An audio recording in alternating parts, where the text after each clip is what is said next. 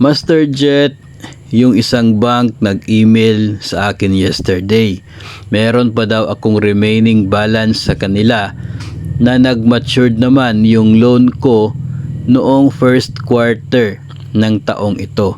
No, so ito isa sa mga isa rin po sa mga problema na napapaabot sa atin tungkol sa mga loans sa mga bangko. No, paminsan-minsan lang naman tayo nakatanggap ng ganito pong tanong kasi nga minsan na naman po sa atin yung nakakaabot talaga sa termination date ng ating loans. Most of us ay nire-renew, no, na hindi pa natapos yung termination date. So sa case na ito, nag-terminate na, so dumating na po yung termination date ng kanyang loan noong first quarter pa ng 2023. Pero yesterday, nakatanggap siya ng email from a certain bank. Hindi ko na pinakita yung pangalan ng bangko. Nakatanggap siya ng email ng isang bangko at sinasabi ng bangkong yon na, ma'am, mayroon ka pang balanse sa utang mo.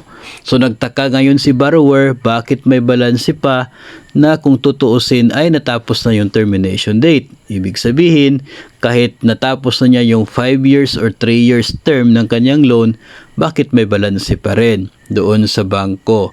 No, so hindi ba nauubos o hindi pa ba na fully paid yung isang loan kapag natapos na yung termination? May mga cases na katulad po nito and that's normal, no? Pero yung treatment ng bangko magkakaiba. May mga bangko na nagsasabi sa atin na sa kanila, if ever natapos mo na yung termination date, ay dinidedma na nila yung balanse doon sa loan mo kasi tapos ka na doon sa pinanumpaan mo na term ng inyong loan na 5 years or 3 years. So, para bang nara-write off na lamang nila ng kumpanya yung balanse kasi natapos mo na yung buong term. So, walang problema yon. Pag nangyari yon, fully paid ka na talaga pagtapos ng termination date. May mga bangko rin na hindi ganon.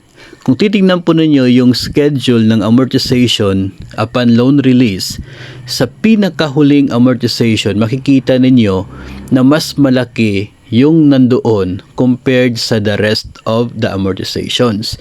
Mas malaki yung final amortization compared doon sa regular amortization niya talaga. Ngayon, kapag nag-deduct na sa sahod, yung regular na deduction, yun yung mananatiling deduction every month until sa katapusan. For example, yung monthly amortization mo ay 5,000 pesos. Pero doon sa schedule ng amortization nila, yung huling amortization 7,000 ang nandoon.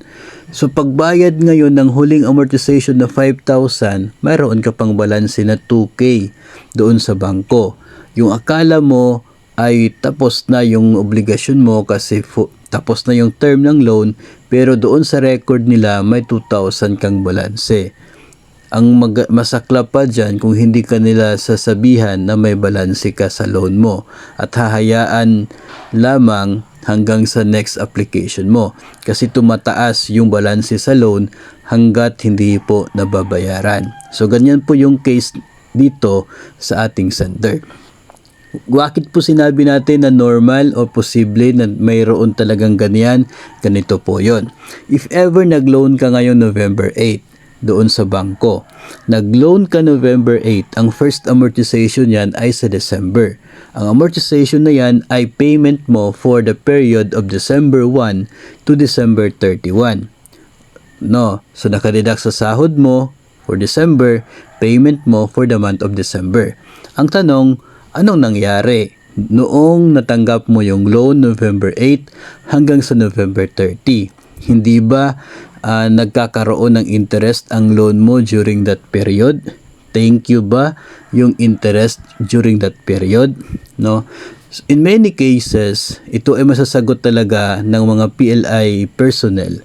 No, may tendency po, may chance na tumutubo yung utang mo from November 8 na natanggap mo ito until November 30. May tubo yon, no?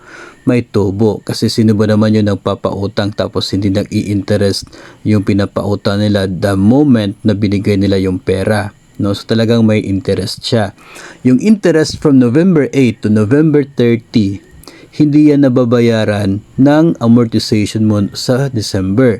Kasi yung babayaran niyang interest is for the month of December. So anong nangyari? Mananatili siya doon sa balances on interest mo kasi wala naging payment. Yun po yung amount na posibleng maging balanse ng inyong utang after the termination date. Okay? Yun po yung posibleng maging balanse. Posible po kasi as I said, ang talagang makapagbigay ng exact answer dyan ay si bangko. Kasi sila po yung may access doon sa system nila. Pero yun po nakikita nating posibleng dahilan kung bakit may balanse ka after the termination. So yung November 8 to November 30 may interest na yan. Tapos hindi naman yan nababayaran monthly kasi yung amortization mo ay intended for the interest during the month na nagdeduct sa sahod mo. So wala pong pa November 30 from November. So kaya may balanse at the end of the termination date. Yung iba, yun nga, naka-waive yung balancing yan, hindi na nila papansinin, write off na. So that's good for the part of the borrower. Ngayon kung hindi po siya naka-write off, nandyan lang sa account mo at tumutubo pa, ay hindi po siya talaga maganda sa part ni borrower kung hindi ka man lang na-inform. No, normal po yung may ganyan. Kung na-inform ka, at least hindi po masakit sa part ni borrower. Pero kung hindi ka na-inform ka late na at tumutubo na yung balanse sa loan mo, abay masasaktan ka talaga kung ikaw yung borrower. Kaya dapat tingnan po natin yung atin pong schedule ng ating amortization, no? Para aware po tayo na sa ganitong loan account, sa ganitong bangko, kapag end of the term ay mas malaki pala yung last amortization. So by the time na nagkaroon tayo ng last amortization, pwede na po tayo lumapit sa bangko at bayaran yung kulang, no? Pag yung bangko naman natin ay hindi na kukolektahin yon, edi maganda. So mapapayo po natin dyan, the moment na natapos natin yung termination ng isang loan, ay mas maganda po na atin pong tanungin si bangko kung kumusta. Tapos na yung termination date ng loan ko, wala na ba akong balanse dyan? No, so ganun po yung gagawin natin. Pag sasabihin nila, okay na ma'am, wala nang problema, then wala na po tayong dapat poproblemahin. Pero pag sabihin nila, ma'am, natapos na yung termination date mo, pero mayroon ka pang kaunting balanse dito, so mas maganda kung bayaran na rin po yun, no?